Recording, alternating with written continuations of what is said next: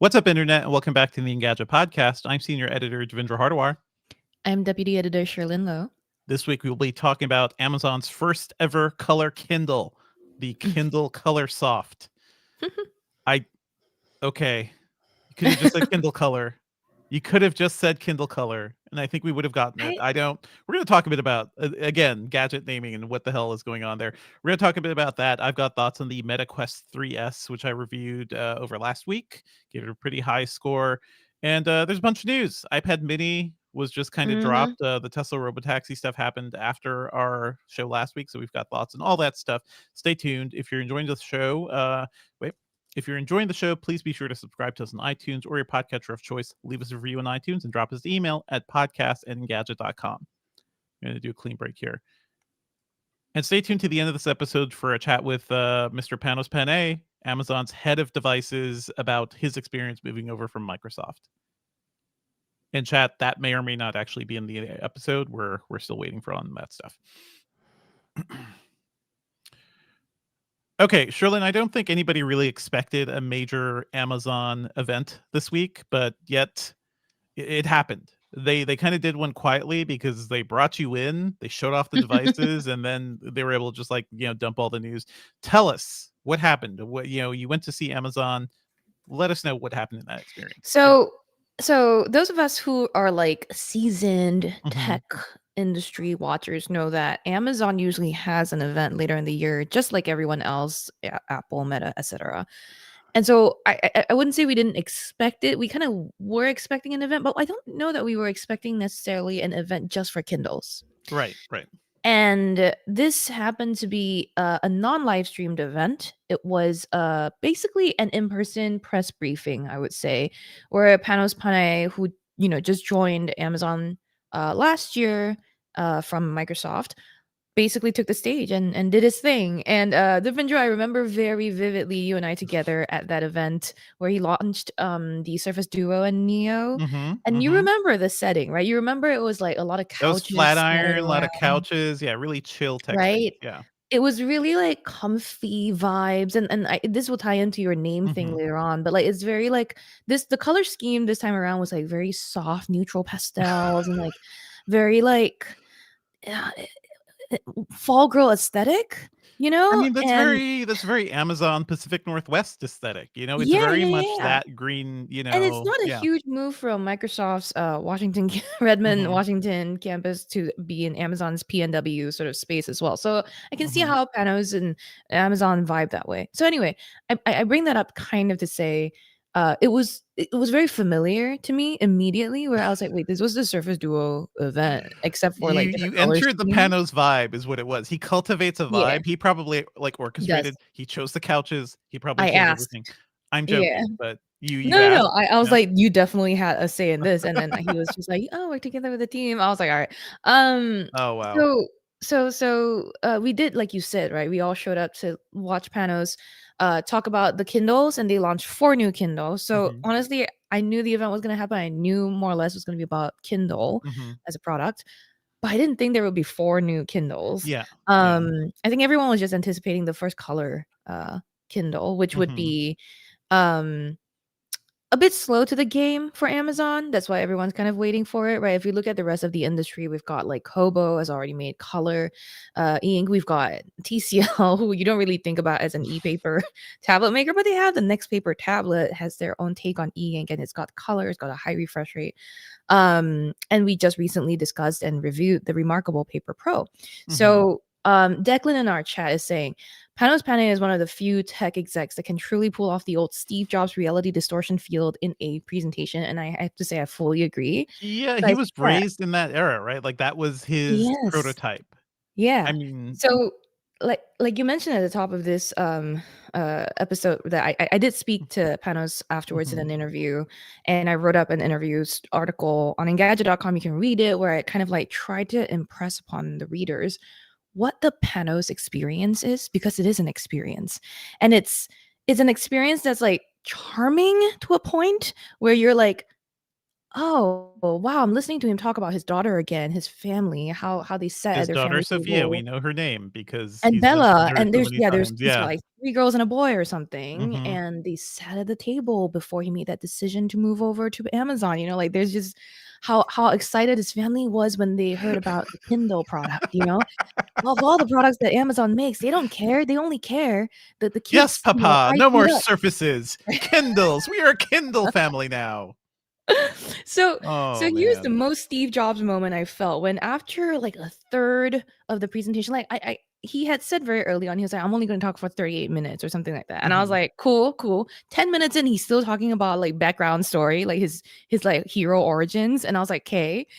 But you don't feel impatient because of that whole like you're being lulled into this hypnotic state of like, yeah, yeah, he's really like making eye contact with everyone. He calls out all these people by name in the audience. Uh-huh. And at some point he goes, "Okay, okay, he's gonna move on to the news now." And like I'm an impatient bitch. And I'm like usually Mhm. like, hurry up, hurry up. But no, at this point he's like, okay, and I want to show you something. He reaches into his back pocket and he pulls out the new 12th gen like baby Kindle, the entry Yeah. level Kindle, which is Yeah. a 6-inch tablet. And this is the first thing he shows off. And I was like, okay, that's giving me Steve Jobs pulling a MacBook out of the manila envelope. Can I mimic And exactly how this probably went? Sherlyn, was he yeah, like, go ahead. "I wanna talk about Kindle. I wanna talk about the story of Kindle and how we feel about stories, words, writing." We could do I give it to Jeremy Strong. Like, I love Panos. Like, I as do a too. product guy, I love talking with him, but give him, like, Jeremy Strong from Succession having the Yeah. real, like, Kendall Roy hyper-focused vibes of, like, where he's, like, always a little agitated and you're like, little, Yeah. "Ooh, you're intense, buddy. You're really intense about this." It's Yeah. It's very much yeah, that. and the vibe I was trying to communicate in my article is that like this man is mysterious in a way because he seems so open, he seems so soft and inviting, and yet you Uh-huh. don't actually learn a lot. You don't there's this very like little bit of conflict as I was writing my Mhm. article. I was like, wait, it's so welcoming and inviting and soft and whatever. But then I don't quite know what I'm writing about. Like this man, like, and so it's just a bit of a like conflict in that. Anyway, Have you um, ever talked to, like, a magician, Trillian? Like, if you like, the magicians that try to hypnotize you, and it's very much like yeah, you're in, you and they have have, to like, like, the really yeah, intense eyes, and they're like, "Yes, pay attention, don't look over here, don't pay attention to what I'm saying, and don't, like, process everything yeah, else." There's a bit of that too, and that is the yeah, Steve just a Jobs, little like, bit. showmanship too. Yeah. Exactly. It is showmanship. It's nice to see that again. I think it's been a while since I had Mhm. seen that. But anyway, all that is just to say that uh, it can make it easy to overlook some of the product's Sure, flaws, sure. just because you're so like distracted by all the like charisma. Really, right? This man is kind of the tech Rizzler. Shit, I am Gen Z. Uh, so Oh, man, you wish. Come on, I know. Trillian. I wish. I will say, like, with him pulling the, like, entry level Kindle out of his back pocket like that, I was like, "Oh my gosh, that thing is so small and so Mhm. cute, and I really like it," forgetting that I've had one myself for, like, about 10 years now that is basically the It's the same same size. size. It's the It's same basically effing the same size, resolution. Yeah. and I was like, "Oh, wow, they've made a new thing that now fits." Nope, no, I've had one. Like, literally, it sits on my shelf right now, and Mhm. I've had it for since 2012, so great. Nothing much new about the entry level Kindle. Sure, I will say sure. there's new colors that are cute. There's the page turns are faster. Basically, they've refreshed the internals to just make it feel more responsive, I think. They've, upgraded the screen a little bit with the, like, PPI and stuff. And then they moved on to the next product, which Panos does call his like favorite child in the presentation, and then also kind of like says he's guilty because you're not supposed to have a favorite child. I'm like, I get it, but it's also my favorite He of the Kindle probably speaks products. more favorably of that, than his own children, too. Because whenever he mentions his kids, he's like, Oh, maybe "I he's wish my guilty daughter was because of better at his the coach. piano. She could be better at the piano if she stuck with her Surface more." Oh, Always I get a should have sense that he asked him loved what his his devices. actual favorite child is. Yeah. But yeah, so the Kindle Scribe, is his favorite child, and then throughout the Really? presentation, he calls it a two-in-one, and I'm like, "Bro, come on, stop. Just because you came from the Surface team He can't where stop you were saying it, Trillian. making Like, two-in-ones." it's Yeah, ingrained in him. He helped invent the concept of the two-in-one, basically, yeah, so it's like, yeah. yeah, he can't stop. It was really I mean, I was like, "Wait, what?" It took me out of that distortion field a little bit, and then I was like, "Alright, I'll let him get by with it for now," and then I asked Wait, him what when are I the heard more 2? about What are the So 2? Give yeah, it the so the 2-in-one. two-in-one is the, Kindle Scribe. It's a Uh-huh. reader and a writer tablet. You know what I mean? Like it does two things. And according to Vanos, Sure, it does sure. two things, and does those two things very well, according to him. And like they Mhm. both have to be like great standalone experiences. I'm just quoting my own like interview piece now. And it was Declan says in the chat, Panos would tell you that you are his favorite child, and you'd believe him You'd for believe some him. reasons. In that moment, you were the most important. Yeah, He's he's such actually a it's like a very good politician. Like, when they talk to you, you feel like you're the most important person in the world, and that is, like, a specific skill, which I find kind of terrifying, yeah. honestly. But yeah. So the Kindle Scribe, it is a larger tablet. It is meant to take on the likes of the Remarkable, the books tablets you can write on as well.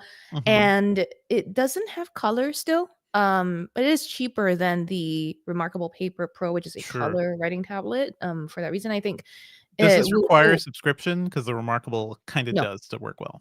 No, Okay. it doesn't. But the main changes here, I mean, in addition to some small hardware tweaks, like they've changed up the borders to be like white bezels now, and then the edge. I have an original Kindle Scribe that's like Mhm. always by my side, by the way.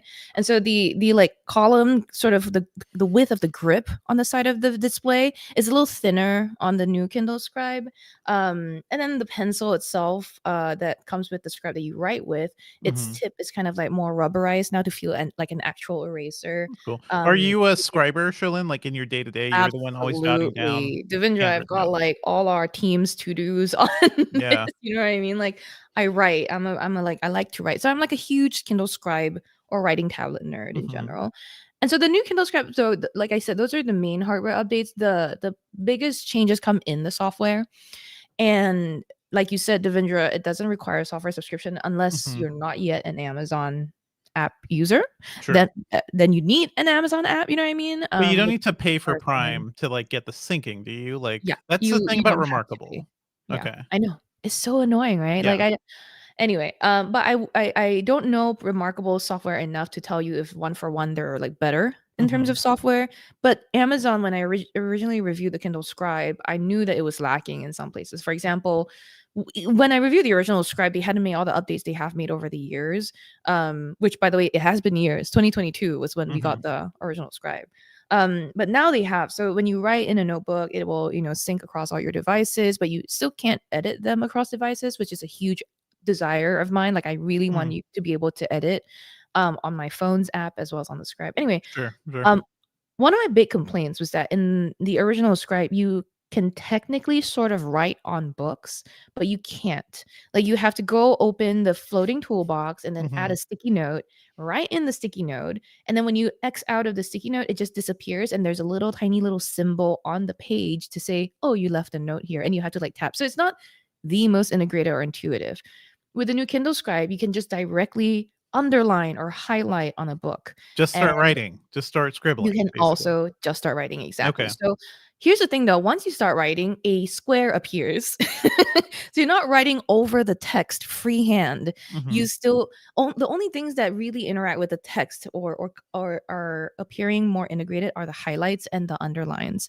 Everything Sure. else kind of happens within this box that they call active canvas.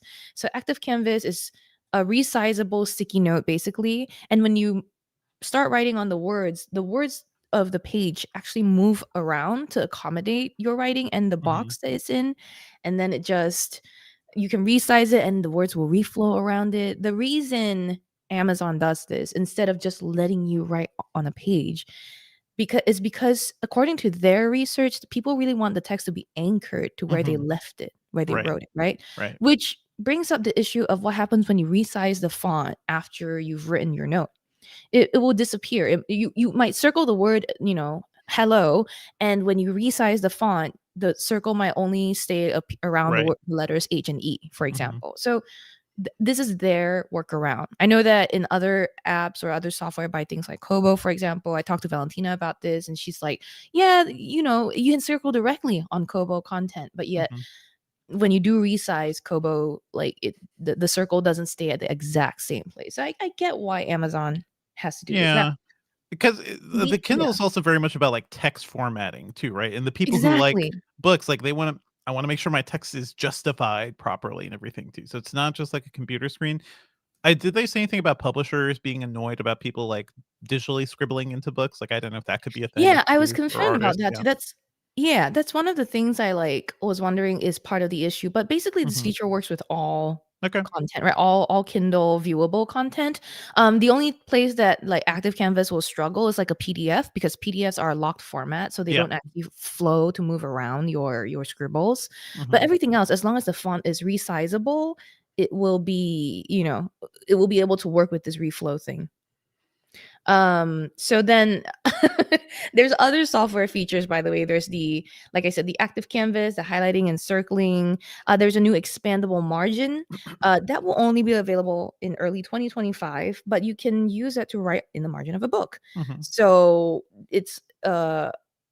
it's really interesting. I don't know if I will use it, but if you're like revising or like, studying for a test or whatever, and you're using a Kindle and your textbook is on your Kindle, then like there's these margins that come out and the margin will never run out of space. Like it's infinite scroll Uh-huh. basically in the Uh-huh. margin. And you can kind of resize it. But again, like the details are all my hands on. Hmm. This is also the first Kindle product to have AI features. And so in the notebook section of the Kindle Scribe, where you're just basically like freehand writing anything not on top of an existing book, you can like write endless copious notes and then get the AI to either summarize your handwritten notes, meaning the system has to go in, convert your writing to like it machine recognizable text, and then summarize it for you using AI. That's The cool. other that's one. The other one is it's called refined writing, which is in my opinion like a more intense take on Apple's handwriting assist in Apple Hmm. Intelligence, Hmm. which is your chicken scratch is so hard to read. We're just gonna like reformat the whole thing for you. So if you've written like your to-do list, but you've got like chunks of text in between it, then it will just straighten everything out, put it in this cursive font that they've come up with. Then you can Hmm. select your font and you can select what they do with it. You can That's cool. append it to the notebook as an addition. You never lose your original writing if you don't Hmm. want to. I think it's interesting. It still has its limits though. Like for example, I'm the sort of person that writes not in one single column, but I like split the page into quadrants, Hmm. and it just doesn't work for that. It will do We have to something. look at It your will notes, attempt Trillian, to. because it's a real peek into how everyone's brain works, right? Let Like me those notes find one. specifically. Yeah, Um, let's take a look. I will say, did you ask them if the AI stuff is it on device or is it like Amazon cloud stuff yeah. it's doing So it? the AI is processed in the cloud, but it's encrypted, fully encrypted end to end, according to Yeah, Amazon. according to So, them. But that so also means okay. it could be coming to anything eventually. Yeah. Yeah, exactly. So Hmm. for the people on the live stream, I am showing right now my a typical note that I write for, Hmm. planning out work at Engadget. So I'm planning out what Apple reviews are usually done in a year so that I can like find who Hmm. the right person is in future to work on these. And so I don't write in one single column. I've split this up into Sure. 5 mini This is rows very spread out logical. on the Yeah. page. Yeah. Yeah, Rows I'm like, columns. it's just I don't know how people in their brains think, but I don't think in one, right? My brain thinks in Sure. Sure. clouds. So the refined writing is not going to work with this. But other than that, there's not other, AI features. Hmm. There's no other real major significant updates, and the price of the Kindle Scribe is the same Hmm. as before. And So they're not like AI summarizing books or anything yet, which is I think the yeah, worry some people have. well, Yeah. they have the AI at work summarizing reviews, right, in the Hmm. Amazon store. So Yeah. I mean, that's actually pretty useful because I don't want to scroll down through all the reviews. So that's one of those things where it's like, oh yeah, there are 10,000 reviews of this product, and then the Amazon summary up top is like, people like the design, yada yada yada, but they're worried about the long-term usability or something, or the build quality. That's all useful stuff. We gotta talk about Trillian. Like, I know you yeah, love the Scribe. yeah, You're a Scribe yeah. girl. I know. All right. There is a new Paperwhite, which we will talk about as well, but I wanna talk about the Kindle Color Soft. Yeah, First of all, yeah, it's called the Kindle Color Soft. Did Panos give you like, I'm sure that name probably came like directly from yeah. him. Um, Well, yeah, I this one I take issue with because haven't you heard of like previous Kindle names like Paperwhite, yeah, Whisper yeah. Sync? They have a tendency to put words together and call it a thing. You know what I But mean? those words describe something, right? Paperwhite. Color Okay, color is something. color Color soft. soft. The paper is Color white. Paperwhite. soft. The color is soft. Color soft. Like, come on. It's Kindles have always had like soft white color. I don't Was it one of those things where they're like, did they do market research and was like, Kindle Color, too harsh. Need more syllables. We need to Must be really soft. soften this name. How do we soften this name for the consumer market? Soften, soften, soften. Maybe they're Ah. just gearing up for the version where it's neon and it's color hard. I don't know. What?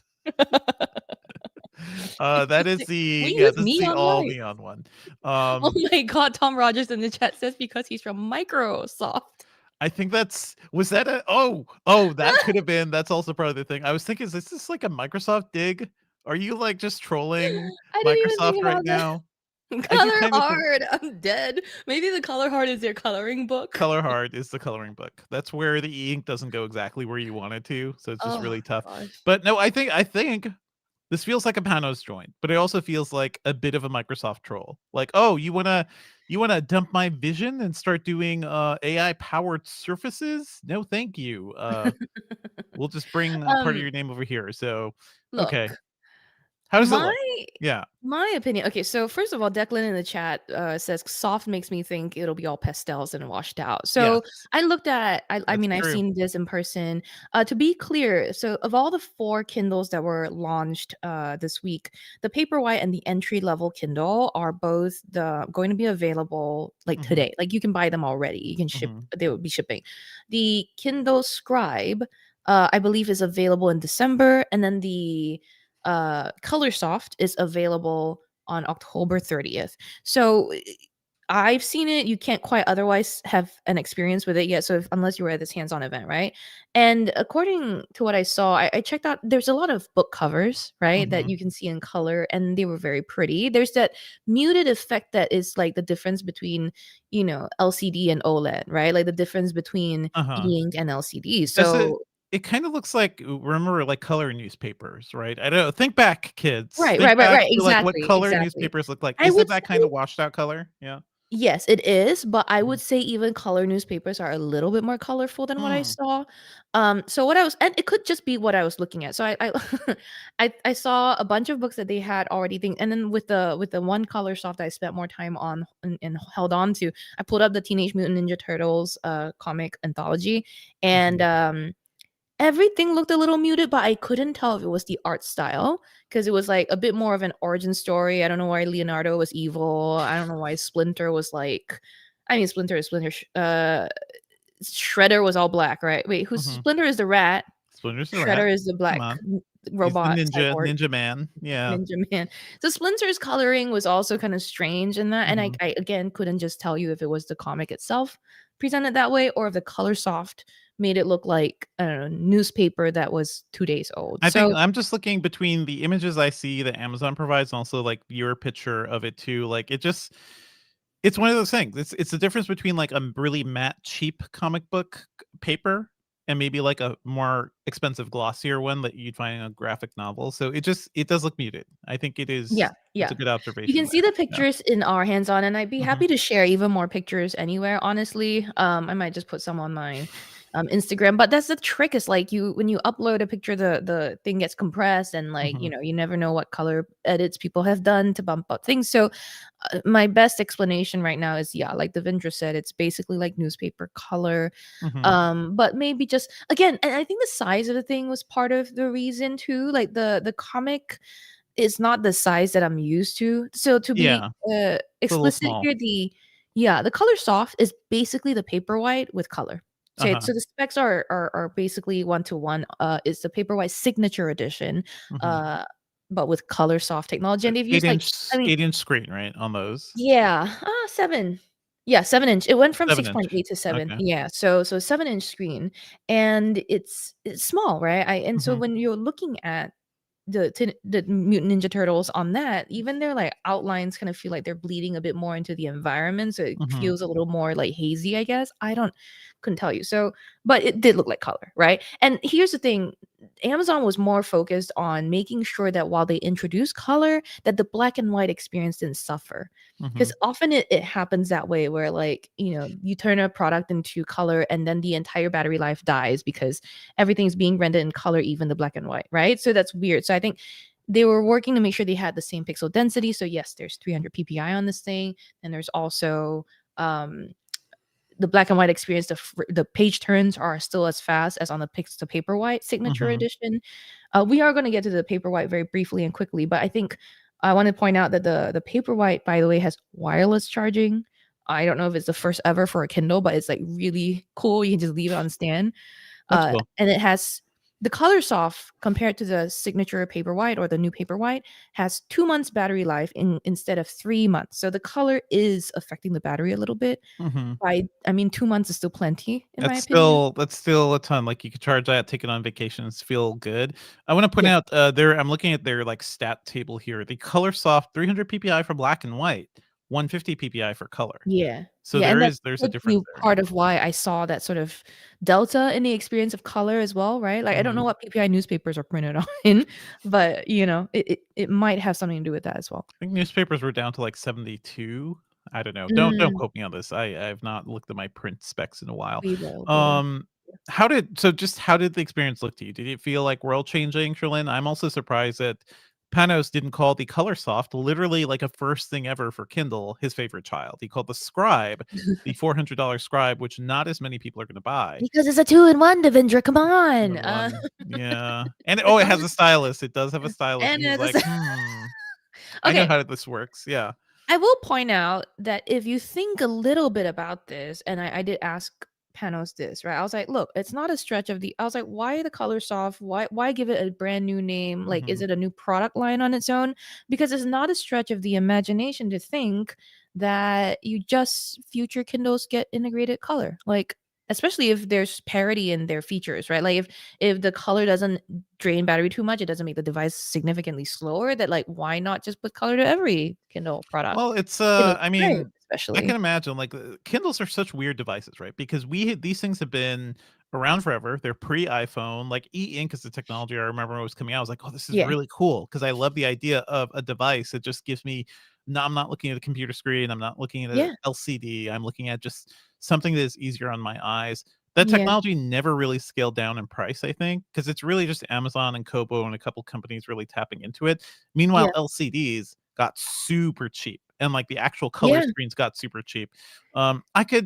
I could see color going to like the Scribe because taking color notes will be super useful, Mhm. but the base Kindle, they want to keep that sucker cheap. And the black and Yeah, white, I yeah. think So I for a lot doubt of they will, people. yeah. Yeah. But you're Yeah. right. It'll likely appear in more things. I'm just really interested. So you chatted with Panos. What is his vision for the Kindle line? How is he kind of taking ownership of this product at this point? Yeah. I think the main takeaway I got from it is that well, a few choice quotes I pulled out for my article are I said, "What's up next and what are the challenges for the Kindle Mhm. Scribe?" And he said the challenge is to not make it a Swiss Army knife. Pretty much know when to stop, right? Right, And right. he wants to just do those two things right, the writing and the reading, and then kind of leave it at that, which I think is fine. I don't think that's a problem. And he says he wants to keep it simple, right? He Mhm. talked about keeping it simple. So I think for the Kindle Scribe, that's a really good idea. And I asked a little bit about like I see, AI being stuffed into everything everywhere. He mentioned that, at Amazon, according to him, that they have this huge focus on customers, which I'm like, okay. Sure, I mean, I you're a guess their customer merchants facing are also business. their customers. Yeah, yeah. Yeah. So they look at what the customers do to, refine their products, but they are also trying to predict what customers want. And Mhm. to me, when you try too hard to do that, it gets a bit dicey. It makes me nervous because people can tend to swing too far in, certain directions. So like with AI, there's a tendency to do that in the industry, right? And so Panos' approach there is to be like more measured, to kind of like watch and wait and see a bit. And to that end, I don't think he stuffed I mean, they've not seemed to stuff the Kindle Scribe with too many AI things, right? It's just Mhm. two features right now. I'm not quite sure if like it's going to be more in the future. I really hope not. I don't know if that there's a need unless they find the right one. You know what I mean? So Mhm, mhm. Did he give you Martel any says hints? Okay, go ahead, go ahead. no, Martel in the chat says they're focusing on what customers want and they picked AI And question they mark. picked a And I'm like, yeah, well, customers want, like, summaries of their scribbles, which I think is legitimate, actually, like, if I'm sure. taking a lot of notes, sure, give me a quick glance, have a look at that, that would be cool. I just Yeah. want synchronized notes, that's really I wanna do handwritten notes, I I don't want wanna, that. like, I told him think that. about Yeah. yeah, I want to I just want that. appear in something, Evernote or whatever. My question to you, did you talk to him about, like, "Okay, well, these are the Kindles, they're also lot of tablets over to Yeah. Amazon. Like, did you get to like jab him about any other devices or other things he's thinking of working on at Amazon? Yeah. Hmm. So to quickly talk about the synchronized notes before I answer Yeah, that yeah, yeah. question. So I mentioned I was like I am a heavy Kindle Scribe user myself, and that like my big number one wish list item is to be able to not only sync notes across devices, but also be able to edit them across devices. Hmm. Like the Kindle app on my phone is basically a writing tablet. Why can't I edit my notes in there? Anyway, the sense I got from him was, yeah, we know your list, and yeah, we hear you. And basically, I think if they come up with this in future, they have to pay me a royalty. So anyway, the other thing is to the other products that he's working at Amazon, he oversees a department that includes products like two, he named all of them, right? Smart home products like the Hmm. Alexo Oh ones, yeah, yeah, yeah, yeah. Echo products, and then Hmm. he mentioned Fire TVs, Fire tablets. But two things that jumped out at me, he also said robo taxis and satellite products, and I'm like, what? There's also, Yeah. don't forget they have Blink, Ring, and Eero. They have Sure, a sure, sure. lot of things that Panos, is generally overseeing as well, right? Hmm. So Hmm. what he obviously can't talk about future roadmap Hmm. on record with me, but he did say that Robots? it's, Robots? Yeah. yeah, I was asking about that too. There's not much he could really say. But he goes on to add that like it's about seeing how these things play together to create like a user experience that's more, I don't know, complete, I guess. I So guess. That is one thing, like, we've covered a lot of these Amazon events. I think for years, it's just seemed like a sort of, like, batshit thing where they throw a lot of stuff at the wall. Mhm. "Here's a drone that can fly around your home and, monitor your home. Here's maybe a robot?" I don't know. There's a lot of things that they bring up, and we're like, what are you talking about, Amazon? Who wants this? Why did you create this?" And I feel like they never really had a good product guiding hand from somebody who actually Yeah. understood consumer electronics. So at the very least, that's something Panos can Yeah. do, and I'm sure Yeah. he's, like, doing that. But Amazon is a company that is out there, Mm, selling, I think, more laptops than probably any other store around, right? yeah. What are they thinking about? PCs are back. AI PCs. Where is the Amazon laptop? You know? So Don't just tell basic thing. don't give Panos ideas. He will make the Amazon Surface. Come on. He will Like make he will. the he will call it the Amazon table. Yeah. The Yeah. Amazon table. It's a No, he'll call it the Amazon 2 asterisk, in it's a 1. laptop. Yeah. I kind of like I don't know how subtly I did this, but I felt like I gave him a little bit of shade for the Surface Duo and Neo. I mentioned it explicitly in my Uh-huh. article, but I'm just like That at was some point because mhm, okay, mhm, my friend and friend of the Engadget podcast, Michael Fisher, asked mhm, me before my interview to ask Panos if he'll ever make a Kindle foldable, and I was like, "Yeah, Panos, tell me more." And then mhm, Panos was like, it's an interesting concept or something." He said like that, and I went, "Well, it's not like you're a stranger to things that fold." mhm. And then he's like, "Yeah, yeah." He's like, Was he like, "You shot me right in the heart," because he the he kind Surface of looked like Duo he took a and hit. Yeah, Neo was like that was the last major Microsoft event I can remember where they really showed off new stuff, and then after that, it was just like, pandemic happened, but also kind of disaster for those products. I just yeah, saw the news that yeah. the Surface Duo 2 got one Android update, and it's effectively dead. They're just not gonna do anything more with it, After so Panos left, they were like, "We don't need to work on this well, anymore." I'm You wondering if think? it's even directly tied. Is like, was the word from up high is like, these things are not selling Panos and we're not doing well with them, so they're dead. And I wonder if that was the thing. Because when he jumped, it was a very like surprising immediate thing. We were It expecting was. him It was at the huge, AI yeah. event last year Yeah. at Microsoft. Yeah. And the news that he left happened like a week or two before that. So Or, like, the day, like, it before wasn't or a something. It day, was it was like close a enough. week, but it Okay, was okay. definitely like there was drama there. What was the Yeah, drama that happened at the Microsoft side, and was Amazon just like, "Hey, buddy, we have devices. We could use some yeah, help," and, maybe pay him even more because it's Amazon?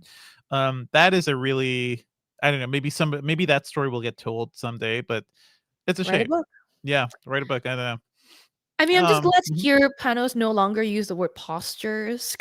The word postures for everything the Surface Duo did, and I was like, "I different Okay. orientations. One day he will pull out like something from his pocket, unfold it, and it'll be a Kindle. Like that's gonna happen. I mean, to that end, when I Mhm. asked about the foldable Kindle and, he couldn't really give me a direct answer, obviously. He just said it's an interesting concept, and then he said there's a lot of concepts in their lab. So Mhm. I wouldn't be, surprised if there was a folding Kindle somewhere in an Amazon lab? I don't know if anybody's done folding e-ink yet too. Like that technology, I don't even know. Yeah, the display hasn't been Mhm. studied, right? Like people have made folding OLEDs, Mhm. but not Yeah. folding tablet Which is panels, like funny you because said. OLED is so much more complicated. Like, Probably OLED more is like full technical. color, brighter, higher contrast. It is like I've always loved OLED as a sort of like magical display technology, and the fact that they could just make Mhm. it fold because it was inherently so thin was kind of wild. I'm looking. E-ink releases a foldable color 10.3-inch. Yeah, so Mm, E-ink itself, mm, the company that has right. made the technology, has shown off some folding stuff. I can imagine like something that just folds into like that would be a great actual like Yeah, color folded up into yeah. like newspaper orientation, fold it flat, fold Don't it even halfway. It's like a book. you Yeah, say newspaper, yeah. CUD in our chat says Mhm. rollable e-ink screen, Rolling. the Kindle scroll. Can you imagine the scrolled up Kindle would be like a scrolled up newspaper that you I can walk can't imagine into? that. I can't imagine that they would totally do something like that. Um, okay. All right. Thank you for anything else you want to mention from Amazon stuff, Sherlyn. I Paperwhite had looks nice. Yeah. Oh yeah, so I mean the Paperwhite apparently is the most popular Yep. Kindle. It is something you can take in the bathtub. You can, they've upgraded it by making it faster with page turns as always. I was hanging out with Ray Wong at the Amazon event and he mentioned that so one thing that Panos did Mhm. during his presentation was like really show off how fast the pages were flipping Sure. and that it looked like it was scrolling vertically because of the fastness of the flipping and Oh. when we were looking at the Paperwhite, me and Ray was like, "There's something about the timing there that seems off to him," and I was like, "Oh, you're right." So it looks like that even though the Mhm. page can turn quickly enough, you will still see words from the previous page show up in between words in the new page, right? So Mhm. there's still that slight refresh rate lag, I think, that's There's like a happening. ghosting that occurs sometimes Yeah, on just E-ink. as Yeah. it's like it's not even a ghosting, they're, like, in the same level of Yeah. intensity when they both appear at the same time, but it Interesting. disappears. So when I mentioned this to Panos in my interview later on, he did say that they're still trying to figure out the timing, but it is very fast, I will tell you that. So Okay. it's nice to see, and apparently that's something people want. So, the Paperwhite having wireless charging is really interesting to me, Mhm. but that I mean, that just means you can stick it on a wireless charging stand and have a book cover face you the whole time instead of your phone, so I don't know what that's gonna do for the Y battery you health. know, you can always plug a cable in and still hold and read a No, but Kindle. the Great. wireless stand is so easy. It's like MagSafe, right? Like I have this Belkin wireless MagSafe stand Uh-huh. on my I just plug it there and it's really It great holds it for up. anyway. Yeah, I exactly. assume you could still plug it in, not like normal to charge if you need to. Yeah, you can still plug it in. And to answer Markdale's question in the Mhm. chat, the color also has wireless charging. I believe so because it's supposed to be one for one to the Yeah. Paperwhite Yeah. Signature Edition, and the Signature Edition has the wireless charging. So yeah, yeah. Can you imagine if you like I mean, you can show book covers as the wallpaper, but for me, I'd rather just draw my own face and have my own face and color e-ink stare at me for a bit. I think we know. I think we know. Yes. Um, Sherlyn's apartment is just pictures of her yeah, staring at her, staring at yeah. herself. Got called out by people, eagle-eyed review video watchers when they saw my own selfies in the background. Not surprised at all. Okay, thank you for all the Amazon talk. Listen, color Kindle. It'll be interesting to see. That won't arrive until the end of October, it looks like, October 30th, Yeah, but yeah, looking forward to seeing further thoughts on that and our full review. So, thank you, Amazon. Thank you, Panos. Thank you for everything. yeah. It was a Again, really once nice chat, again, honestly. Yeah, a curated Panos experience. yeah. Real quick, I want to mention the Meta Quest 3S, which I spent the last week reviewing, and actually, because I had to fly to Austin last weekend, folks. I had to go to my friend's Mm. wedding, Mr. Tom Chardar. Congratulations! I used to work Oh. with him at VentureBeat. A bunch of media people were there too. Um, I ended up being roped in to shoot his wedding, so it wasn't even like the relaxing away time. I was like, nope, I'm gonna bring all my camera gear, I'm gonna shoot stuff. But while I was there, I also shot pictures of Mhm. the Meta Quest 3S, and that is, I guess, a testament to what we can do now. Like, I was able to just like throw this thing in my bag, bring it to a hotel, bring it all over the place, and I didn't have to worry about it because it's a relatively small, self-contained. VR headset. It just does VR, and that's I kind of kind of cool. can't believe you brought a Yeah. VR headset with you to a I wedding. brought it. I mean, why not? Why not, Sherlyn? You know who I am. I mean, you if you were under the same gun and a freaking Monday morning 9 a.m. embargo, you would probably have to as well. So also shout out to my new book bag, which is better for lugging a lot of gear. Anyway, this is a $300 VR headset. I give it a really high score because I think this is such a great entry point into the world of VR. What is interesting here is that it has the same processor, same graphics as the Quest Mhm, 3, which starts at mhm, $500. This thing is replacing the Quest 2, which even last year, the Quest 2 came out in 2020, and I really like that device. But even last year, I was like, that was down to around 300 and sometimes less when you found it on sale. That was still a decent VR experience for a lot of people. Not many people needed the $500 Quest 3.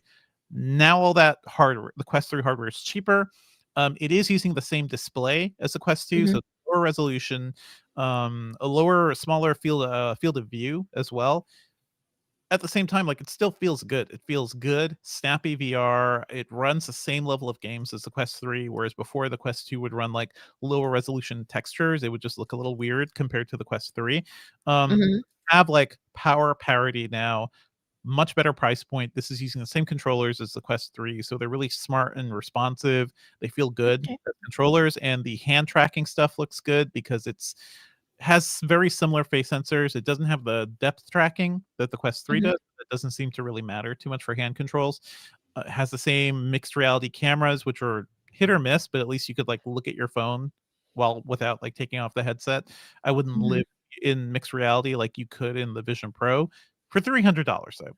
$300. You get some Yeah. pretty good VR. And there are more games coming out too. So I feel like even the ecosystem is feeling a bit better. I was playing this game called Maestro, where you pretend to Mm, be an orchestra conductor, and that was a lot of fun because I used to do mhm.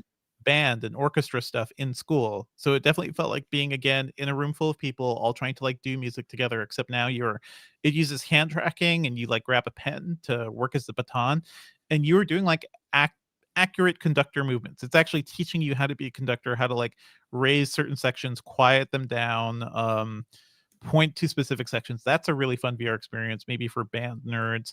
So did I Am Cat, which we really need to get video of people at Engadget playing because it's perspective of a cat. Your two controllers are two little kitty paws, and you're jumping around, wreaking havoc in a house. There's an old lady that if you make too much noise, or if you make too much havoc, she'll whap you with a bat. So you have to watch out for her. But you could also like mess with her too, throw things at her.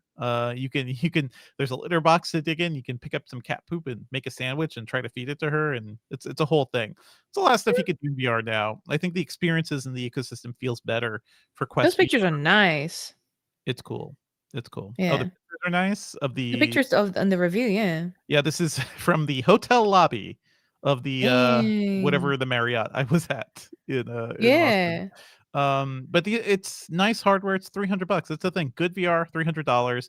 Also still does the, Oculus Link stuff, the Quest Link, so you can link it to a gaming PC wirelessly or with a cable. Works really well. I like it. Do you have Mm. any would you I forget, did you ever get a Quest 3, Sherlyn? I had a Quest 3. I'm Mhm. staring at it across the You should room. use it more. Yeah.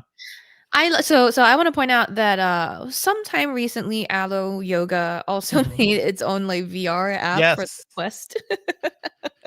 I'm like, yeah, I love to get in downward dog position with this big headset strapped to my face. Or imagine Warrior 3. I just needed to Have you put tr extra weight on my head. Supernatural VR. Have you tried the Supernatural I fitness stuff love yet? Supernatural. I wrote the Yeah. initial coverage for us for Supernatural Yes. VR, and it Yes. really burned my quads. It's a very good workout app. I love it. I gotta do more of Um, that too. but Yeah. yoga, very specifically, has you, especially depending on the pose you move through, you go upside down sometimes, you're Yep. leaning on your head. If you get in a headstand, you're like with You can the VR headstand with the headset. VR headset. Yeah, that's cool. Do they have, like, optimized yoga poses for VR? Like, I'll yoga bet they thought VR? through Like it, and yeah. yeah, it's probably not the heaviest, like, acrobatic flows, right? It's probably, like, a very, um, vinyasa, or like a Mhm. very like chill evening, stretchy, Mhm. agility more than strength sort of flow. So, but it's nice to see. And I will Mhm. point out that your Quest review was like picked up a lot at a lot of different places, so that was Cool. really nice to see as well. Cool, cool, cool. Their product line now is Quest 3S at $300 for, I believe, 128 gigabytes. You can buy a 256 gigabyte version for $400. My recommendation is do not buy that one. That actually doesn't make sense Oh. at all because for a little bit more, you get the Quest 3, and the Quest 3 has 512 gigabytes of storage now at $500. It has better lenses, and that is Hmm. noticeable. So the Quest 3 has pancake lenses, which are flatter, thinner. If you ever look at a VR headset and you see concentric circles, those are called Fresnel lenses, and those are what Mm-hmm. older, cheaper VR headsets used to use. The Quest 3S has Yeah. Fresnel lenses, which leads to artifacting and ghost lights, God rays, as they call them. Basically, VR artifacting you'll get more of on the 3S. You don't get that on the Quest 3. And comparing the two directly in some things like Maestro, it looks so clean in the Quest 3 because those lenses are just so much better. So if you care about image quality a little more, the Quest 3 is also high resolution, Hmm. has the depth sensor, which I think works better for the mixed reality stuff, although I didn't notice a huge difference.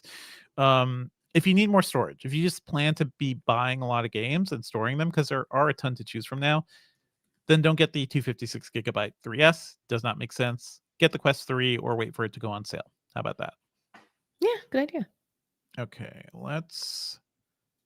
Where'd all Should we pause the yes. chat before other news Yeah, or and move we'll on? like move through other news quickly, and I'll Yeah, probably skip. let's Okay, chat with everyone now. how Just is chat catching up. doing? And there's Yeah. there's a lot of chats. No, I was catching up a little bit. Mhm. First of all, Devendra, Mark said that you cannot talk about being able to do a headstand with a VR headset on without proving it. So I will wait. I mean, that's you. You mentioned that, so I feel like that's on you to prove. I don't think I can do it with a VR headset on. I can try it without. Uh huh. Go on. Okay. So Mhm. some questions about what?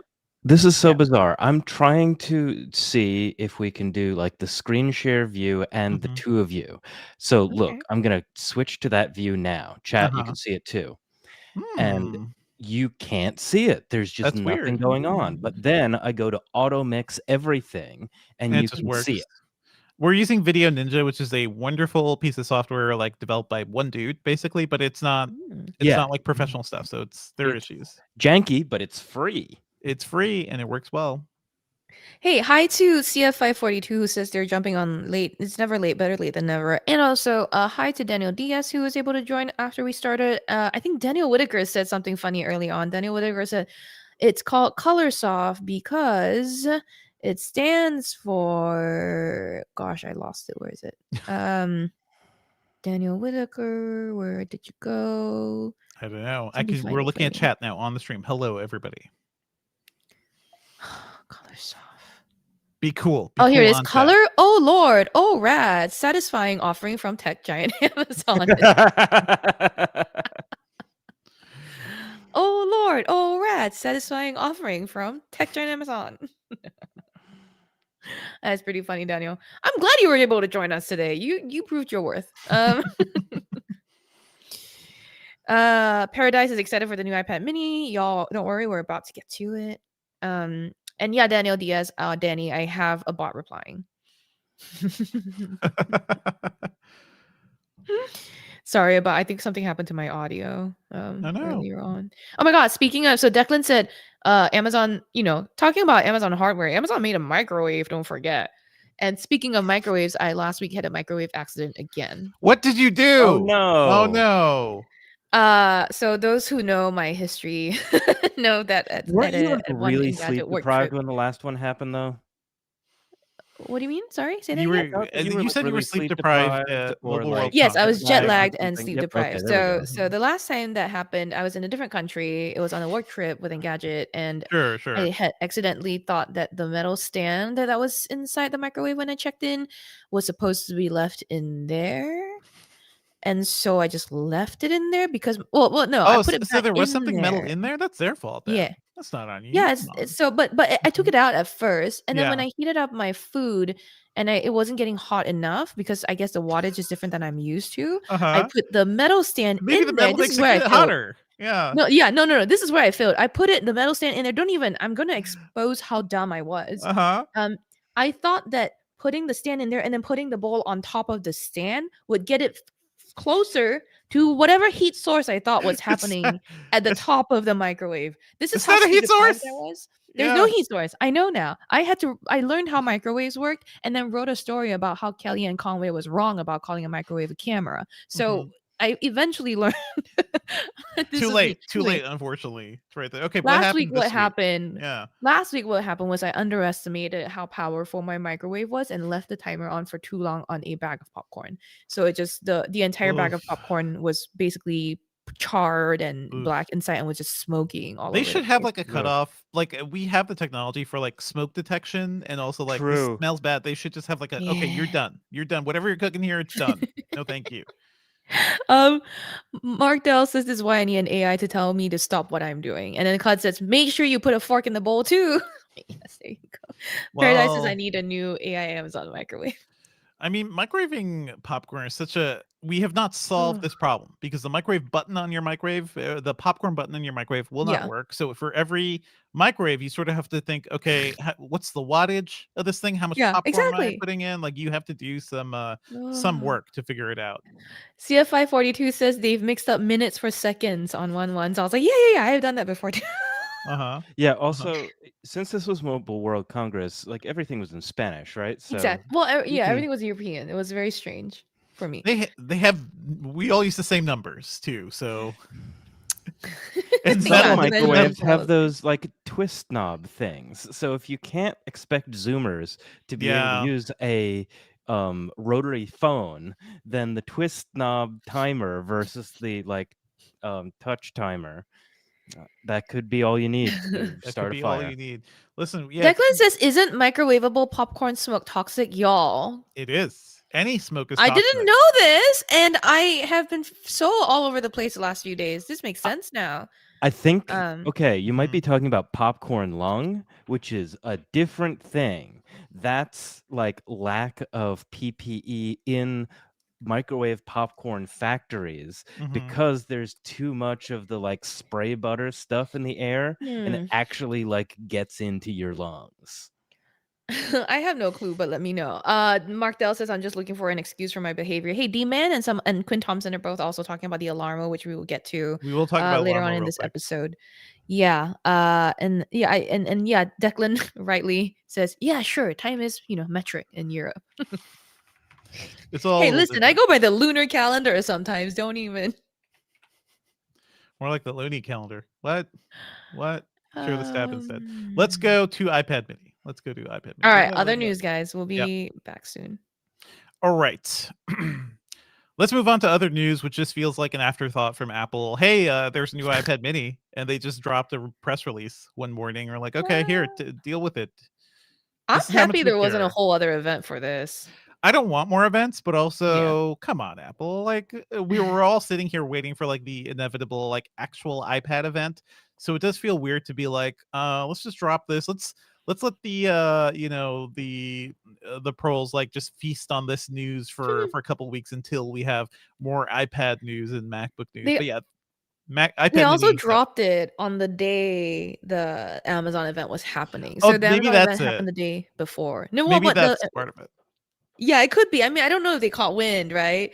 But Amazon, like the iPad Mini was announced, and then the next day, all of the embargoed info about the Amazon Kindles went out. So, yeah, it's interesting timing for sure. So this is the iPad Mini 7, 7th gen. And Well, there's not it's a that new much chip. different about it, right? I mean, it's a new chip, so it's gonna be ready for Apple Yeah, Intelligence. And 17 I feel Pro. like they're slowly gonna have to do this throughout their entire product line. But yeah, 17 Pro starts at $499 for 120 gigabytes of storage. But now you have to think, how much is the Kindle Color Soft? I believe it was under It 300, right? Yeah, it was 280. The Kindle Color Okay. Soft. I mean, Yeah. that's almost half the price of this thing, so I could see that justification. But then you can only do one thing with the Kindle Color Soft, and yet You can still read books and do color stuff on an iPad, but it's filled with all those distracting games and media and whatnot. So, And do you you think get that Apple Intelligence and and a Apple camera. Intelligence and a camera? Do you think that argument still stands, Sherlin? Like for you personally, if you wanted to just sit down and read something you had to buy with your own money, would you rather go for the Color Soft? Hate saying that name, or do something like the iPad Mini, which is also a 7-inch screen but does a I ton more. Yeah, I like the idea of Hmm. a tablet dedicated to reading. However, Hmm. I do more of my reading on my phone's Kindle app than anywhere else. Hmm. So I guess, practically, I'm the sort of person that might accidentally go, spend money on this thing thinking I would use it and then just let it rot in a drawer somewhere. I will say me and Valentina Palladino on our team were like, I love the iPad mini. I will buy one if they just do these few things. And some of our wish list items were like improvements to the screen and Hmm. and I don't think any of that actually happened. I mean, It didn't storage, yes. happen. So it's an No, 8.3-inch screen, but the screen no. itself is still 326 ppi. So it's Mhm. because it's such a small screen, like they could Mhm. bump up like the display tech at some point, but it's like they're Yeah. not doing that with the What iPad was the Air. refresh rate on this one? It's still 60 hertz. They're not, Yeah. this is Apple. They're not, nothing beyond the Pro devices gets better refresh rate. And I feel like that's the thing I'm waiting for. But I want the also, iPad mini Pro. it's just a tiny little tablet. It's just a little baby, and it does tablet stuff. Yeah. Would you Yeah. justify, like, for somebody who has like maybe the 16 Pro Max iPhone, that is like a 6.7-inch screen, is a Mhm. 8.3-inch tablet? Would it be worth just having both, or do you just get yourself like the 10-inch No. iPad Air or something that makes more sense? Yeah, exactly. I mean, if you have the big phone, you don't need the Mhm. small tablet, you know what I mean? Like, the big phone is basically the small tablet, Now things are getting and confusing. Yeah, yeah, you're just getting closer and closer. You wait till one of them folds. That's really what it is, right? I think I'm looking the at this iPad, thing. Yeah, yeah, it's just, like, screaming for it to be folded. I think the bezels are still a little they like, look so come on. chunky. Yeah. Yeah. I like having the space to, like, grab onto without accidentally triggering on-screen elements, right? And Mhm. I love to play games. So now the way I use the iPhone 16 Pros that I have still, Mhm. is the 16 Pro Max is my gaming device.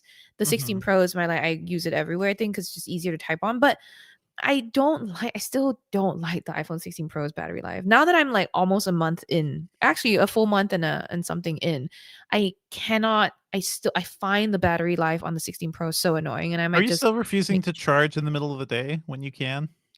well, yeah, when Yeah, I can when you is can. the key here, and often I can't. Like Mhm. when I was at the Amazon event, went in 10, I unplugged, probably closer to like 8:30, and Mhm. then like the whole day I was stuck at this place, and like I was at 30% at the end of the event. You know what I mean? It was just like, come Yeah, on.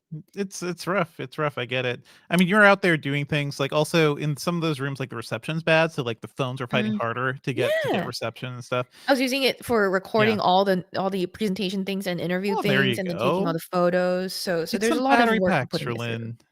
Yeah, Come Mark Dell on. says get one of those MagSafe batteries, That's in what the we were chat, and I'm all like, telling you. "Yeah, Yeah. but I don't why would I wanna add bulk? I don't even wanna use a It's case, you know what I mean? Like, It's not that big. Like, first of all, you only put it on, like, when you're not actively like, it's sitting somewhere, like, if you're not yeah. actually holding the phone, it's not that bad, and I find it so much easier than just, Does like, it charge plugging in the fast? case. It charges wirelessly, so it charges it charges as it can. It's not as Oh, fast think as, like, about a it. thing. Oh, think about Or it. just get So, yes. a plug-in charger, but anyway, iPad mini. There's a new iPad mini. I New still color? love the form factor. New colors, I guess, like limey. What are let's name There's these just colors. blue, pink Space blue, gray, purple. bluey Yeah. puke, puke pea. Puke? I don't know what's this one in the middle. They're I calling it that doesn't starlight. That's starlight. Starlight is their usual, yeah, they usually call it Starlight. It's space gray, blue, purple, and Starlight are the colors Purple available. does not look purple. Purple looks No, like I thought it was pink. it Is looks they like ran the out of idea of ink purple. situation again, right? Like they said that the colors on the iPhone 16 base models are so nice that they Mhm. probably ran out of printer ink and need to get more from HP again. So Okay. It's cool that there's new iPad mini. I feel like iPad mini color soft. color soft. Yeah, soft boys. Oh Uh Tesla also had a Cybercab event, so this may feel yeah. like old news, but it happened, like, I think pretty much last Thursday. Yes. Um, it seems like, hey, they announced this thing. what is funny is that the film director Alex Proyas, who I really appreciate, like he has done a lot of cool movies like Dark City. He also did the Will Smith iRobot movie. And on Twitter, he Mm. was like, "Hey Elon, nice designs you got there." And he pointed to like the designs of that movie where the thing It's- looked exactly like the cyber cab, looked exactly oh like the gosh. stupid cyber van. What is it? What do they call the other one? Mm. It's not the cyber truck. It's Not the another truck. thing that looks like a I will thing. admit I fully did not pay Cyber attention to this event. cab, and did they give it a name, Wasn't there folks? a cyborg? There are the cyborgs that they already did, which they were there handing out drinks, but everybody reported that they were actually being controlled remotely. So Humans. they weren't Oh. actually, they were like remote controlled thingies. Okay. But Cyber the idea of this, taxi. no, the idea of the cyber cab is that these are going to be supposedly cheap devices that Mhm. can travel the roads. People can buy them for below $30,000. He says everything we say here is like a take it with a huge grain of salt. He showed one. It doesn't have a steering wheel. It doesn't have a charging port. It charges inductively. So Mm, like on like a platform or something, because we all know wireless charging is so fast, and that's exactly what you want for a cab. I could see that in a parking lot. Like in parking lots, if you could just park somewhere and like let a fleet of devices slowly charge, that could be mhm. make it useful. Um, but I don't think this will actually be Oh, a the thing. Robo van? Did they call it RoboVan? Is it the Robo van? Edmunds.com. Yes. Must briefly Motortrend.com. introduce Tesla the Cyber RoboVan. van? The God, there's so many different RoboVan, which names. looks like Not Robo really van. looks like the thing from, let me just get that tweet up there because I think it is. We're trying to get a tweet to show to the live stream, but yeah, there's a Tesla Robo van that was also Mhm, unveiled. It's a autonomous ride-hailing service called the Tesla Network that is supposed to be part of. mhm. So like robo taxis basically, but van. So like a shuttle service. Basically like a shuttle service. But here's the thing. So the robots from iRobot. Mm-hmm. Here's his post. Mark Dell is asking while you're doing that, Mhm, Devendra. Mark Dell is asking if I got this shirt at a random merch at an event. And yes, this store shirt I've been wearing mhm. has the logo of a company that will not really be mentioned on Engadget for until they solve or stop helping the Chinese government, uh bully and exploit Uyghur people. But Yes. yeah, it was at a PepCom. We're Um looking at the Alex Perez tweet now. It's just like, hey, he was like, Elon, can I have my my designs back? And we see the robots, which look similar to the robots, but like yeah. the the cyber van, Oh which is just goodness. very much big honking, looks like a, I don't know how you describe it, like an iron almost, but very similar curvy Yeah. thing. The car with the big round wheels, similar shape, and It's like the it's like the wing top of doors. the Darth Vader helmet, kind of, Sort but of. People were pointing out like some of these designs go back to like future, sci-fi stuff from the 30s yeah. and 40s. Sure, sure, but it does seem like Elon saw this one movie and was just like, I'm going to pull a lot of design frameworks from here. So, yeah. I mean, Elon Musk has been just trying to make science fiction real for the longest time, right? Like hmm that's That's his kind of whole his deal. That's his whole thing. deal. I mean, to his credit, like Tesla itself was a good thing. SpaceX has accomplished quite a lot, but he has just had this right wing turn, which makes me take, I cannot believe anything he's saying at this point.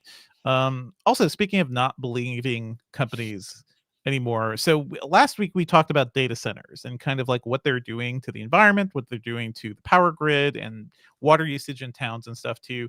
We also talked about nuclear becoming more of a thing because Microsoft said that it was going to, basically turn part of 3 Mile Island back on to power its Mm, data centers. Now we've got news that Amazon is planning to build small modular nuclear reactors to reach agreements in Washington and Virginia. These are a new type of nuclear reactor, which are easier to manufacture basically and easier to deploy. They don't require the big tower, the big like water tower things that you see in other nuclear plants. Google also announced plans to do something very similar with another company. They were talking about Kairos Power, so they also have plans for that.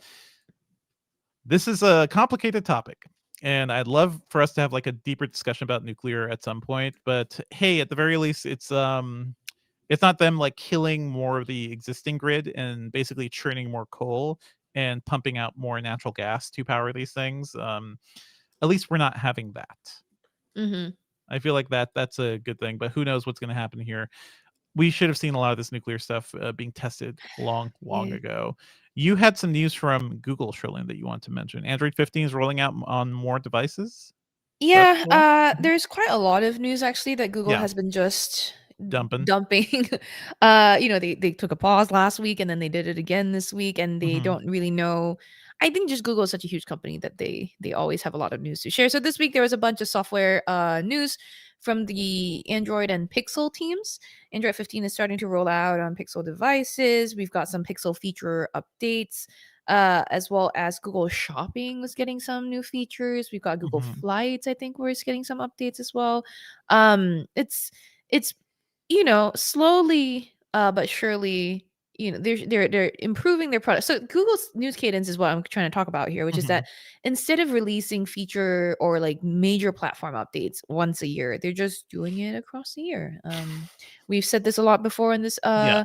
podcast. We know this is how Google's going to do it soon, but I don't know if it's better or worse for news people. But anyway, yeah, Hmm. if you've been a Google user, there's some improvements there headed your way soon. And a lot of it's not like super exciting or important anymore. Like clearly, all these Yeah. companies do not care as much about, hey, more updates for our OS versus like we got Yeah. new AI stuff. AI, baby! AI Like, all the way. Okay. yeah. Ah, Yeah. Analog, the retro device company, has officially announced the Analog 4K, which is a FPGA device. I'll talk more about what that is, but it's basically a box that can perfectly, as they say, perfectly reconstruct the Nintendo 64's chip and just let you play N64 games. Looks really cool. I want to point people to our coverage here from our executive editor, Aaron Saporis, who goes deep into the tech behind it and how people use FPGAs. What is cool is, FPGAs, field programmable arrays, let you run stuff that used to run on older chips without emulation. It is sort of a Mhm. way of reconstructing the way a chip itself works. So it's like a hardware level reconstruction of old tech rather than emulation, which is just trying to like do it by software, which can lead to all sorts of issues. So this looks cool. I don't know if Yeah, like, I mean, yeah. looking so I will admit this, Aaron was Hmm. trying to save me some work because I've been, swamped, and so he had someone else edit this, Uh-huh. and, I was like, "Yeah, I don't know what the hell," and he was like, "Do you know Analog?" And I was like, "I know they make, like, gaming Hmm. handhelds or consoles." He was like, "This is more of the N64," and I was like, "I tuned it out." And then now looking at the pictures finally, I was like, "Oh, it's the cartridge thing!" And I'm, Oh my like, god. excited. I'm like, "Yes, I wanna blow into Yeah, those yes, things," it's and the it's the cartridge thing. and yeah, it looks like so much fun. And it's, yeah, definite nostalgia here. I Definite will say, nostalgia. Uh-huh. a quick tangent. I joined a new subreddit last night, and because it's like Amazon budget finds or something, and they were showing off this like gaming console that you can buy that has all these like old school games, and you can Don't emulate all manner don't of buy old any of those. nostalgic It's handhelds. all trash. It's And I was almost like, so always much fun. trash. Yeah. Yeah, They're all like yeah. little I'm so tempted. little emulation boxes. But the thing, I mean, the hardware itself looks cool. I will say the Nintendo 64 is far from my favorite Nintendo console. But I did love my time with Zelda 64 and everything. I love what they did Mm. with the controller here because it does look like the N64 joypad, but not the not the freakish three-prong controller, which you sometimes have to hold in the middle to play GoldenEye, and I never learned how to do that, so it was just never fun to me. This hardware looks cool though. Yeah. I will point out that yeah, the story is doing well for us, Yeah. and Mhm. in large part because, and really want to shout this out. Aaron is one of those people who like goes like, as part of our team, is to like one of the unsung heroes. He like knows a lot, Mhm. writes really well, and just is killing it at bossing up the team, and nobody really knows who he is, and I think that's the way he likes it, but I'm going to like out him right now. Like, Out Aaron is him, super nerd. such a smart genius. I hate to admit it, but yeah, shut You up. hate Okay, to admit bye. it. I mean, yeah. Let's also real quick, Sonos announced the Arc Ultra, which is a 999 upgrade to the Arc. That was their high-end sound bar. Apparently, this one does much better bass than before, so a lot of speech enhancement tools. There's also new Sub 4, their most advanced subwoofer to date, which looks really cool. I've been testing the Arc for a bit, and that is an incredible sounding soundbar. Has Atmos too, so it does positional audio really well. So Mhm. cool for Sonos. For anybody who's looking for a high end soundbar, you really can't go wrong with this. Although I would just say look for a refurbished version of the original Arc, unless you really want the newest thing. Yeah. It's Thanks a cool lot, stuff. Sonos, for also dropping this on iPad Mini and Amazon Day. People are just dropping news and not telling us. It's sort of like how Nintendo dropped the news about Alarmo last week. And let's move on to what we're working Ooh, on, because I'm working yeah. on my thoughts review of the Nintendo Alarmo thing. I can give some first impressions here. And it sure is a Nintendo alarm clock. I think for better or worse, right? Like, it really hits the nostalgia feels of like, oh, I love those Zelda sound effects. I love all this. I love this vibe. And there are some things where like, what the hell are you doing, Nintendo? For example, there's no like companion app to it. So to connect it to Wi-Fi, it has a Mhm. big dial at the top. You gotta go dial twist your entire Wi-Fi password. So thankfully I have a password that's Like a all rotary lowercase, phone? like a rotary phone. But what if you had Ah. special characters in your in your password, Yeah, Trillin? What if how? you had upper and lowercase characters? It would take you minutes. It would take you a while, and it's a really annoying process to dial it in. Literally, Nintendo make an app. In Wow. fact, Wow. websites with QR codes, which you do use later on in the setup process for some of this stuff, they do use that, but not for connecting to Wi-Fi. It's just a I really Nintendo move.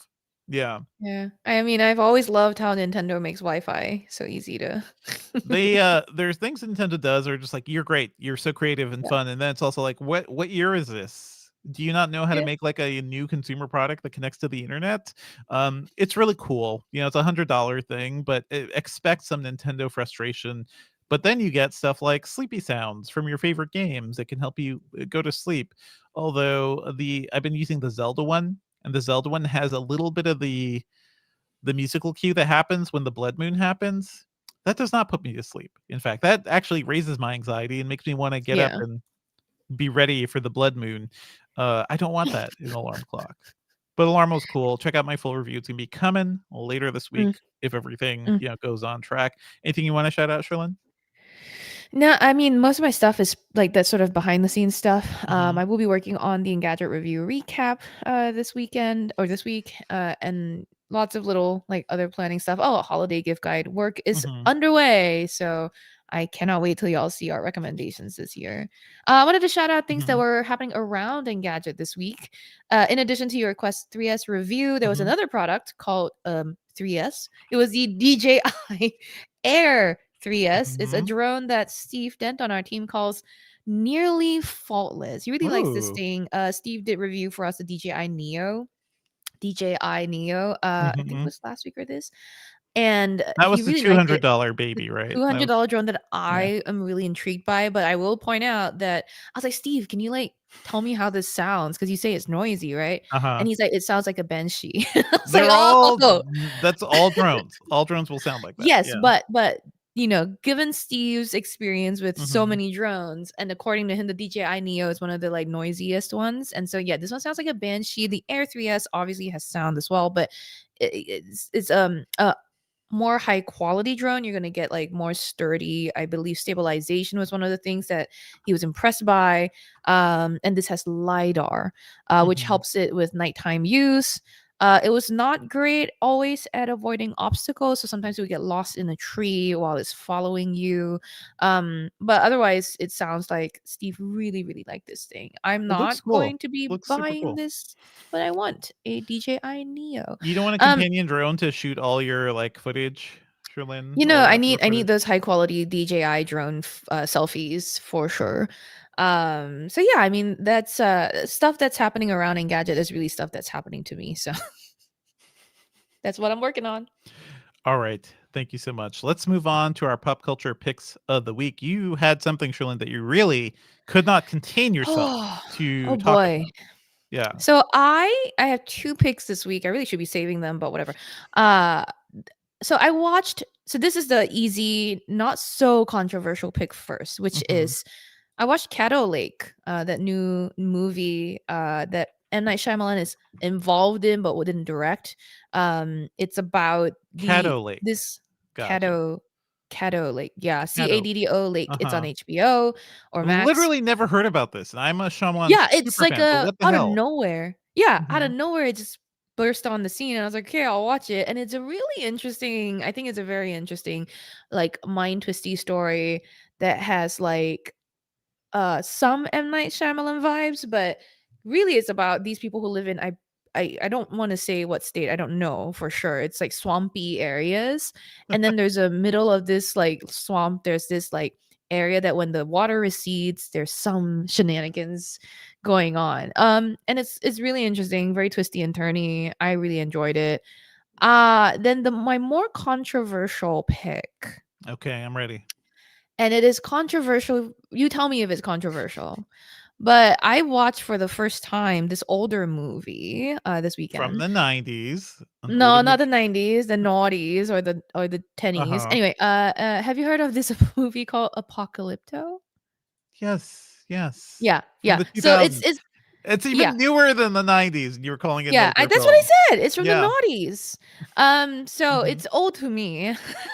Because it's I didn't watch it when it was released. But Apocalypto is like, wow, it's a Uh-huh. really gripping, extremely well acted movie that I was like drawn in from the beginning. Now I'm not one to watch like very gritty, Passion of the Christ type movies. And I mentioned Uh-huh. Passion of the Christ because it's somewhat related. They were Yeah. both directed by Mel Gibson, Yes, yes. and that's why it's And this is controversial. I post think Mel Mel Gibson's, Gibson. like, freak out and, like, Was it his whole post? Yeah, anti it was post. Yeah. it was so these are Um, he made Passion of the Christ, and then he made Apocalypto. I will say this movie rules. Like, it yeah. absolutely rules as an Yeah. action movie. There are shots of this movie I That's still think about. There's a wild. point where the lead character is, like, running away from danger, and he's, like, sewing up a wound as he's Yeah. running. Just, like, Yeah. it's a badass movie. Mel Gibson is a good filmmaker, but goddamn, he's also a piece of crap. So, it's a shame. That's where it's controversial, right? Apocalypto, I Mhm, think, is undeniably a really good film. If you haven't seen it, I can't mhm, remember where I saw it, if it was Prime Video or like a Plex thing, but I watched it with ads, and mhm, it's this depiction of Mayan a time in Mayan history mhm, that there's some human sacrifice in the story, and like I saw it as this progress from very let's use modern terms, so like suburban life moving into like small town life or city life, and then moving into big city life, right? There's this mhm. sort of journey, and you see how the human nature evolves as it gets closer and closer to capitalism. In my opinion, that's the metaphor that was being painted. I Obviously everyone can mean, interpret it any way they they want. really have it wasn't really capitalism there, but It yeah. wasn't capitalism, but it was like when you put a lot of people in one space together, when people have more The resources, when they have more yeah, things compared to when they have huts, the constraints of and they're civilization sharing meat. maybe. Right. This Yeah. movie ruled. I would love to rewatch this movie. It It was was really good good. stuff. And it stayed with me. This movie really stayed with me. Mark Dell in our chat says, "Sounds great. Human Sacrifice is my favorite." Human sacrifice. I think there's shots where like somebody's at the top of like the sacrifice altar and the camera goes up above him and everybody is Oh, like, it's beautiful. He's a yeah, it was done tremendous really filmmaker well. who is Yeah. unfortunately a piece of human garbage. So there is that. And I've seen other Mel Gibson movies by other controversial directors too. So Mm, it's a shame. It's a shame because he was like speaking of Shyamalan, like I loved him in Signs and so many other things. right. Um, okay, anything else you want to mention, Sherlyn? No, that's the 2, and then I will be taking a break soon, so y'all might not hear me take on the podcast take for a a little break. bit. So take those 2 and stay with them. Sure. I want to mention real quick the franchise, which is a new Oh yeah. satire series. It's on HBO Max right now about a superhero franchise. Very much a satire about the MCU. The show is co-created by Armando Iannucci, a director and writer I love because he made shows like Veep and The Thick of It. Oh, the So thick of it's great. good stuff. Good Mhm. stuff. So it has that sort of like really sharp insight. It is really raunchy. Like people are swearing like nothing. Also has a really tremendous cast too. So Mm, I think you'd enjoy this, Sherlyn, because you understand the sort of like grind of a superhero franchise thing. I love Uh, it, yeah. Cast includes people I love, like Hemish Patel from Station 11, Aya Cash from You're the Worst, Jessica Hines, who I really would love to see more in shows. She was the co-star in Spaced, the show that Edgar Wright and she, Edgar Wright, and Simon Pegg all did together way back in the day before the Shaun of the Dead and Oh. their whole rise. So I love Spaced. That was a good thing. fantastic show. Check out the franchise. It's on Max right now.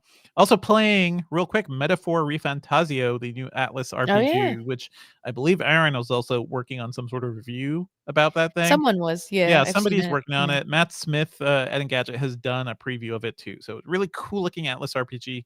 If you want to scratch that Persona itch, it's a really fascinating game to play. So I'm really digging the style and everything about it. Maybe not something I'd recommend to you, Sherlyn, because it goes No. hardcore in the craziness. Because it's also the game is called Metaphor, and they're trying really hard about like setting up the metaphors of what the story is really about. It's about, it's a fantasy world where there are multiple races. These giant creatures called humans appear and start destroying everything, and they're monsters, and they're just destroying the world. These humans are evil. It's very much like a Attack on Titan too, like with giant Yeah. human monster type stuff. So yeah, check out Metaphor Refantasio if you like RPGs. I'm playing it on PC and also a bit on Steam Deck. It's good stuff. Also, Devindra, please let me know what you think of Caddo Lake if you ever get around to watching it. I don't think I'll ever watch Caddo Lake, Sherlyn, because when a movie appears out of nowhere with no publicity, The no, rating is not bad. I liked I'll it. check it out at some point. We'll see, but Yeah. it's one of those things like I'm on this stuff. I'm paying attention to when movies And you are still released. haven't heard about it. Maybe they That's just like- decided to just circumvent you. Yeah, they're just like it's not a good. It's called dumping when you have something that you don't know what All to do right. with. You kind of I get what you're saying. and there's Give no it a like genre buzz about it either. But I like Shyamalan. I like anything he's attached Yeah. to. So Hey, I'm if you watch into that. Caddo Lake, I'll watch Industry. You should just watch Industry, which is actually Oh, a you good should just thing. watch Caddo Lake. This is I've just been a good watching thing. Industry. Industry's fantastic. Industry's so good. You would Okay, actually Sherlyn, hit that sorry. outro so we Yeah. can talk to chat, but a bit more. And also mention Yeah. your interview and mention it in a way Yeah, where yeah, we yeah. could cut it if we need to. Yeah, I gotcha. Yep. Well, that's it for the episode this week, everyone. Thank you as always for listening. Our theme music is by game composer Dale North. Our outro music is by our former managing editor, Terrence O'Brien. The podcast is produced by Ben Elman. You can find Devindra online at Devindra on Twitter, Blue Sky, Mastodon, everywhere, and I podcast about movies and TV at the Filmcast at thefilmcast.com. If you have any ideas for alternatives to a Diet Coke that are actually healthy, please send them to me. I am at Sherlynlow on Twitter/X.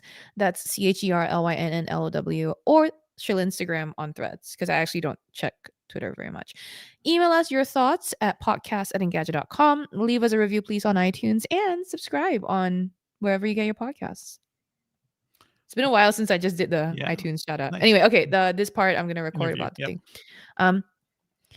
And like Devindra said earlier on, we managed to get a recording of my interview with Panos Panay, the lead of devices and services at Amazon. It was a really illuminating chat about how he approaches product making at Amazon. So here it is. Maybe. We will see. Yeah, if this we is a can get maybe. So approval. to the live stream people, we're recording this in case we make it happen. Yeah. And if we don't need to use it. So yeah, there's but yeah, in the meantime, if you're interested, read the thing I wrote. You know It's what I an mean? all-in-one voice notes recording too, right? So Yeah. It's all one voice notes We gotta figure out cleanup and stuff like that. I just don't want to So- run anything that sounds bad. Mhm. So Mark Dell is asking. So I have a special skill that nobody knows about. Well, everybody knows. Okay. It's one of those most useless skills is that I can burp anytime I want. Oh yeah. I mean, Oh, yeah. it's wonderful. Oh, that's great. Was that bad? That's Okay. great. I Let's don't just know. save that file. But also, Yeah, no. we could use it at Shirley, any you point. supplied something that really did not need to be supplied to the I would internet. also, watch out for bodily And so- noises on the internet. People will. Yeah, say those exactly. things. So Mark Dell is like, can we get a clean burp from the outro? Mark, get help. Get help. That's you don't what you know what asked kind of for. perverts are out there, Sherlyn. This is like what Mark oh Dell. my god, CF542 says that's their new ringtone. That would be a good text. I feel like this text should be tone, my actually. OnlyFans, like my only burps. Oh, right? no. Like Yeah. There is absolutely there's people who do that. absolutely. Shirley, you don't want to get into that game.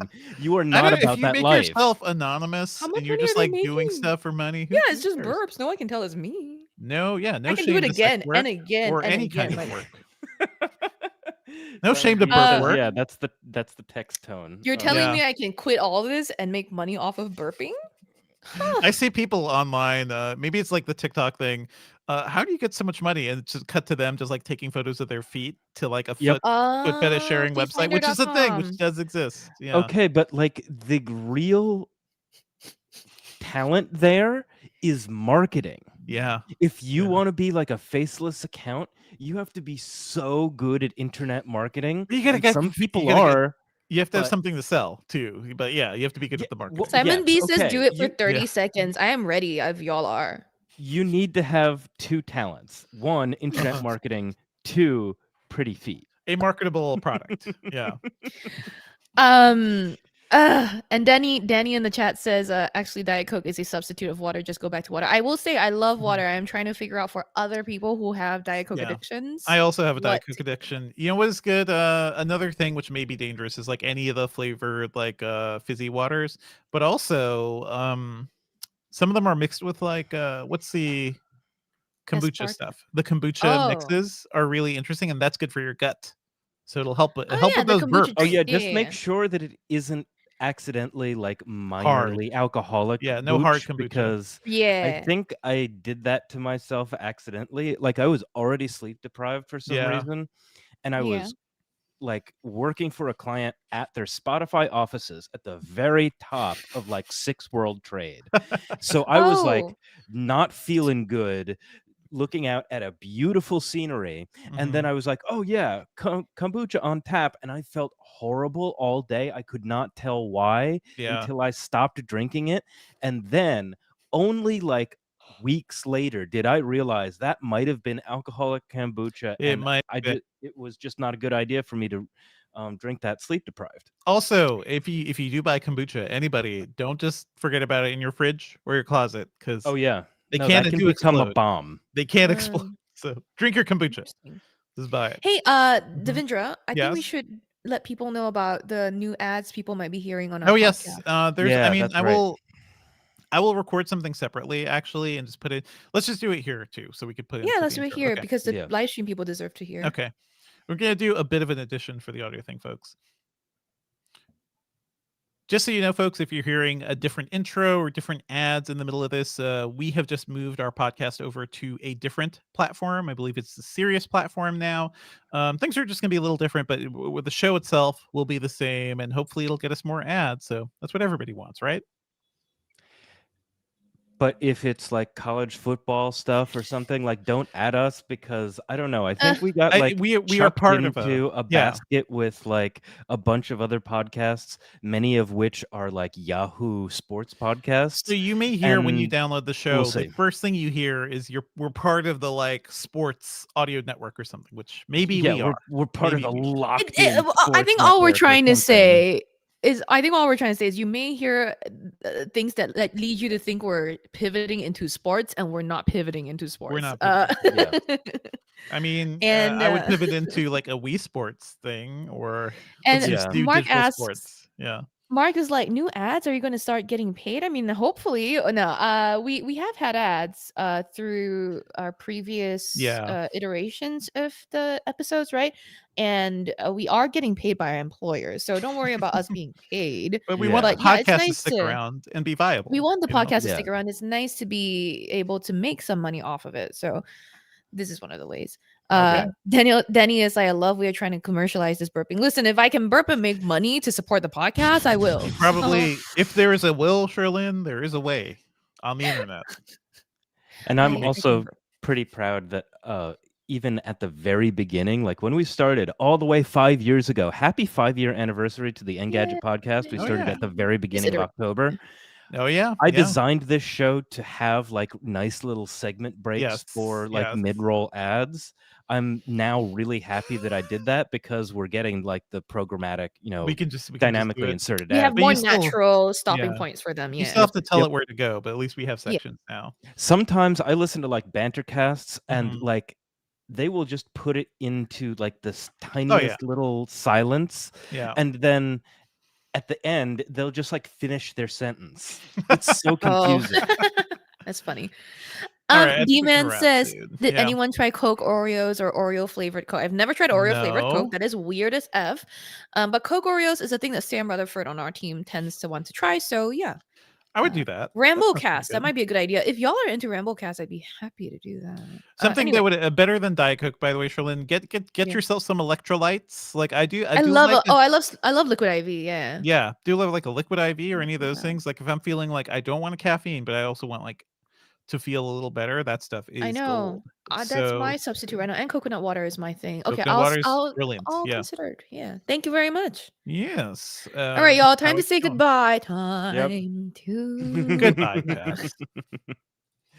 get your goodbyes in so that we can shout out as you say. R.I.P. Goodbye. Time to say goodbye podcast. Actually. Oh, good lord. Yeah, I need to go to the bathroom. Soon. Okay. Yeah, Thanks, okay. folks. Thanks Go ahead, Ben. everybody. Thanks Oh, for no names, watching. no Mark names, Dell, no Tom names. Rogers, Yeah. Danny Diaz, D-Man, Simon B. CF542, Solid T, Paradise with a bunch of eyes. Tom Rogers Cud. CUD. All right. Mark Thanks, Dell. folks. We're out. Retro We're Gaming out. Portugal. Oh yeah, and that one other Yeah. really funny exchange Daniel where Whittaker. someone was like, "Get off of technology, go Oh, outside." Fabio. And Sherlyn was like, "Did you know you're commenting this from the internet?" All right, You're like, folks. go out and touch grass. Yep. I'm like, you're online. Okay, All right, so and good camera stuff. switching done by me, OBS done by Devendra. Thank you. See you next week. Bye, CF542, folks. Bye.